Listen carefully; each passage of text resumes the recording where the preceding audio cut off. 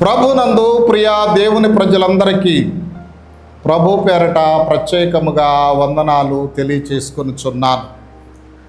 ప్రభునందు ప్రియ దేవుని బిడ్డలారా, ప్రకటన గ్రంథము వ్యాఖ్యానము అనే అంశమునకు సంబంధించి ఆఖరి ఎపిసోడ్ అనగా 21వ ఎపిసోడ్, ధవళ సింహాసనపు తీర్పు, క్రొత్త ఆకాశము, క్రొత్త భూమి, నూతన యెరూషలేము. ధవళ సింహాసనపు తీర్పు, క్రొత్త ఆకాశము, క్రొత్త భూమి, నూతన యెరూషలేము. ప్రభునందు ప్రియమైనటువంటి దేవుని బిడ్డలారా, ఈ సైతాన్ని నరకంలో త్రోసివేసిన తరువాత ఆదాము దగ్గర నుంచి చివరి వరకు చనిపోయిన పాపులకు తీర్పు తీరుస్తాడు దేవుడు. ఆయన ధవళ సింహాసనం మీద కూర్చొని తీర్పు తీరుస్తాడు. అంటే ఆయన తీర్పు తీర్చే ముందు పాతాళములో ఉన్నటువంటి ఆత్మలన్నీ కూడా శరీరం దాల్చి ఆ ధవళ సింహాసనం ఎదుటకు రావాలి. అందుకని ఈ తీర్పును గూర్చి ప్రకటన గ్రంథం 20వ అధ్యాయం 11వ వచనము నుండి 15వ వచనం వరకు వ్రాయబడి ఉంది. ఇప్పుడు 13వ వచనం చూద్దాం. ప్రకటన గ్రంథం 20వ అధ్యాయము 13వ వచనం. సముద్రము తనలో ఉన్న మృతులను అప్పగించను, మరణమును, పాతాళ లోకమును, వాటి వశముననున్న మృతులను అప్పగించను. వారిలో ప్రతివాడు తన క్రియల చొప్పున తీర్పు పొందెను. ఆ ధవళ సింహాసనం దగ్గరికి వీళ్ళు వెళ్ళిపోయారు. ఈ ధవళ సింహాసనం యొక్క తీర్పును గురించి వ్రాయబడి ఉంది. ప్రకటన గ్రంథం 20వ అధ్యాయం 11 నుంచి 12 వచనాలు.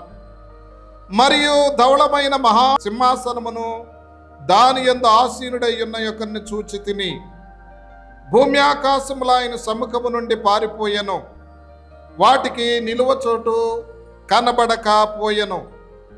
మరియు గొప్పవారేమి కొద్దివారేమి మృతులైన వారందరూ ఆ సింహాసనం ఎదుట నిలువబడి ఉండుట చూచి తిని, అప్పుడు గ్రంథములు విప్పబడెను, మరియు జీవ గ్రంథమును వేరొక గ్రంథం విప్పబడెను.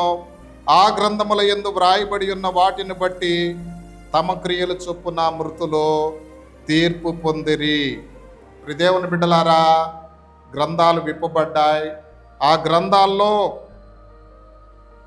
ఆ జీవ గ్రంథంలో పేరు లేని వాళ్ళందరూ నరకంలోకి పంపించేశాడు దేవుడు. ప్రకటన గ్రంథం 20వ అధ్యాయము 14 నుంచి 15. మరణమును, మృతుల లోకమును అగ్నిగుండములో పడవేయబడెను. ఈ అగ్నిగుండము రెండవ మరణము. ఎవని పేరైనను జీవగ్రంథమందు వ్రాయబడినట్టు కనబడని ఎడల వాడు అగ్నిగుండములో పడవేయబడెను. ఈ ధవళ సింహాసనం దగ్గర పాపులకు మాత్రమే తీర్పు తీర్చాడు. పాపులు పునరుత్థానం చెందారు. ఆ పాపులకు తీర్పు తీర్చి వాళ్ళని అగ్నిగుండంలో పడవేశాడు. పడవేసిన తర్వాత పాత ఆకాశము, పాత భూమి గతించిపోద్ది. కొత్త ఆకాశం, కొత్త భూమి వస్తుంది. పాత ఆకాశములో, పాత భూమిలో ఉన్న సముద్రము లేదు. చూడండి, ప్రకటన గ్రంథం 21వ అధ్యాయము 1వ వచనం.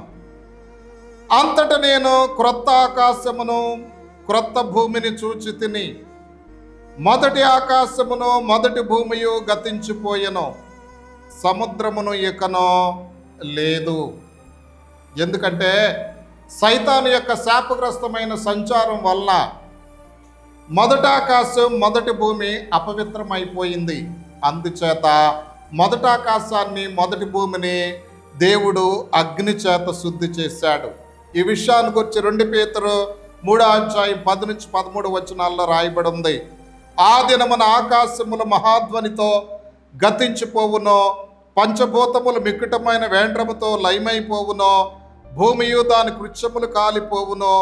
ఇవన్నీ ఇట్లా లయమైపోవునవి గనుక ఆకాశములు రవులుకొని లయమైపోవునట్టు, పంచభూతములు మహావేంద్రముతో కరిగిపోవునట్టు, దేవుని దినపు రాకడ కొరకు కనిపెట్టుచు దాన్ని ఆశతో ఆపేక్షించుచు మీరు పరిశుద్ధమైన ప్రవర్తనతోనో భక్తితోనూ ఎంతో జాగ్రత్త గలవారై ఉండవలెనో. ఆయనను మనం ఆయన వాగ్దానమును బట్టి క్రొత్త ఆకాశముల కొరకును క్రొత్త భూమి కొరకును కనిపెట్టుచున్నాము, వాటి యందు నీతి నివసించునని 2 పేతురు 3:10-13 రాయబడి ఉంది. ఈ క్రొత్త ఆకాశం క్రొత్త భూమిలో సముద్రము ఎక్కను లేదని ప్రకటన గ్రంథం 21:1 రాయబడి ఉంది. దేవుని బిడ్డలారా, ఇటువంటి నూతన లోకంలో ఏం జరుగుద్దంటే ప్రకటన 21:3 ప్రకారం దేవుని నివాసం మనుషులతో కూడా ఉంది. ఆయన వారితో కాపురం ఉంటాడు, వారు ఆయన ప్రజలై ఉంటారు. దేవుడు తానే వారి దేవుడై ఉండి వారికి తోడయ్యుండునని మొదటి విషయాన్ని మనం చూస్తాం. ఇక రెండవది ఏంటంటే ప్రకటన 21:4 ప్రకారం ఆయన వారి కన్నుల ప్రతి బాష్ప బిందువును తుడిచివేయును, మరణము ఇక ఉండదు, దుఃఖమైనను ఏడ్పైనను వేదనైనను ఇక ఉండదు. మూడవది మనం చూసినట్లయితే ప్రకటన 21:5 ప్రకారం సమస్తమును నూతనమైనవిగా ఉంటాయి. నాలుగవది ప్రకటన 21:6 ప్రకారం ఆత్మీయ దాహం తీర్చబడుతుంది. దప్పిగొనవానికి జీవజలముల బుగ్గలోని జలమును నేను నూతనముగా ఉచితముగా అనుగ్రహింతును. దేవుని బిడ్డలారా, అయితే ఈ నూతన లోకంలో పాపులకు ప్రవేశం ఉండదు. వారి రెండో మరణమైన అగ్నిగంధకముల గల గుండములో పాలు పొందుతారు. ఇది నూతన ఆకాశం నూతన భూమికి సంబంధించి. ఇక దేవుని బిడ్డలారా, నూతన యెరూషలేము, అది క్రొత్త ఆకాశం క్రొత్త భూమి అయిపోయింది, నూతన యెరూషలేము. దీనినే సియోను అని కూడా అంటారు. ఇది పరలోకంలో అతి శ్రేష్టమైన స్థలం. సియోను కొరకు మనం ఎదురు చూడాలి. ఈ నూతన యెరూషలేము పట్టణం పొడవు వెడల్పు ఎత్తు సమానం. ప్రకటన గ్రంథం 21:15 నుండి 17 వరకు. దీని యొక్క విస్తీర్ణం మనుషుని కొలత చొప్పున 144 మూరలు, అనగా 1500 సమచతురపు మైళ్ళు. ఈ ఒక్క నగరం యునైటెడ్ స్టేట్స్ ఆఫ్ అమెరికాలోని నగరం అంత విస్తీర్ణం కలిగి ఉంటుందట. ఇందు అనేక కోట్ల జనాలు నివసిస్తారు. ఇది పట్టణం యొక్క కొలత. తర్వాత ఈ పట్టణానికి ఉన్న గుమ్మాలు, ఈ నూతన యెరూషలేముకి 12 గుమ్మాలు ఉన్నాయి. ఇశ్రాయేలీయుల 12 గోత్రముల నామములు ఆ గుమ్మముల మీద వ్రాయబడి ఉన్నవి. ప్రకటన గ్రంథం 21:12. ఇక 12 పునాదులు ఉన్నాయంట ఈ పట్టణానికి. పునాదుల పైన గొర్రెపిల్ల యొక్క 12 అపోస్తుల 12 పేర్లు కనబడుచున్నవి. ప్రకటన గ్రంథం 21:14. ఇక వెలుగంటే గొర్రెపిల్లయే దానికి దీపము, సూర్యచంద్ర నక్షత్రముల అవసరము లేదు. ఈ విషయం ప్రకటన గ్రంథం 21:23-24 వరకు రాయబడింది. ఇక వీధులు, రాజవీధి అంటే ఇక్కడ వీధి అని వ్రాయబడి ఉన్నది, కానీ 12 గుమ్మములు ఉన్నప్పుడు వీధులు కూడా ఉంటాయి కాబట్టి ప్లూరల్ నెంబర్లో మనం తీసుకోవాలి. కాబట్టి ఈ వీధులు, ఆ వీధులు బంగారంతో ఉంటాయి. బంగారపు వీధుల్లో మనం నడుస్తాం.